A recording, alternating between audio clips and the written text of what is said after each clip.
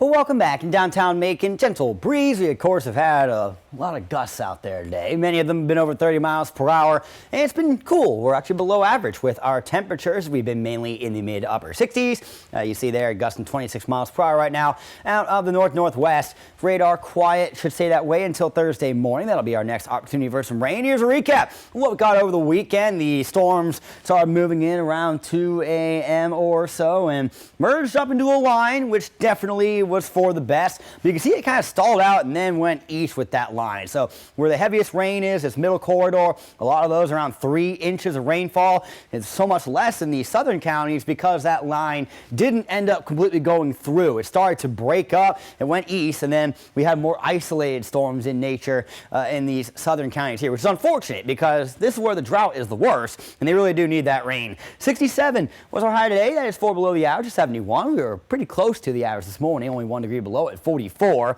Not a bad night if you want to dine out for St. Patrick's Day. Burgers, I'm sure, going to be the typical move for this evening. Low 60s, starting to get into those 50s as we roll through supper time, but getting into the mid 30s tonight. So a little aggressive at 35. I do think we'll see a lot of these other upper 30s here closer to that 35. We've definitely seen nights get colder than the forecasted temperatures a lot in recent weeks, especially after a cold front comes through like yesterday morning. So tree pollen levels very high right now, not to the extreme yet. We'll probably see that a little more later on in the spring, but it's definitely enough at this point that even just a few hours, after the rain, and boom, you're already seeing it start to build back up on porch furniture, cars, etc. And that's going to keep going the next few days. Tomorrow's going to be mid 70s. Trees are blooming. They're loving this springtime weather, which, by the way, spring is starting this week. Wednesday, a very warm one, as highs will get up into the upper 70s and low 80s. But spring starts on Thursday, and that actually won't be as warm of a day, courtesy of this front coming through in the morning. It'll bring us some storms to get us going,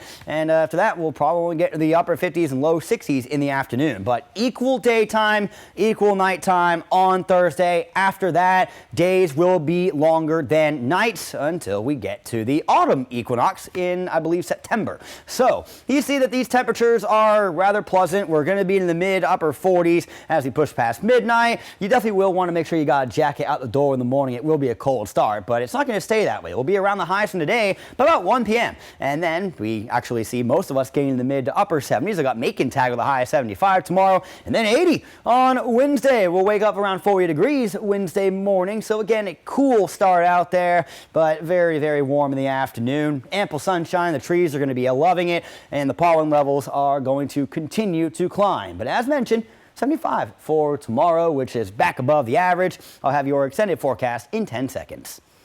Your 41 NBC accurate with a 7-day forecast is brought to you by Volume Chevrolet. So it is going to be rather warm the next couple of days. And I mentioned the first day of spring will start off with that rain in the morning. And then big weekend coming up for us in Macon. Cherry Blossom Festival starts on Friday. Weather should work with that over the weekend too. This 30% should be overnight in regards to rain on Sunday, but we could get some showers going Monday.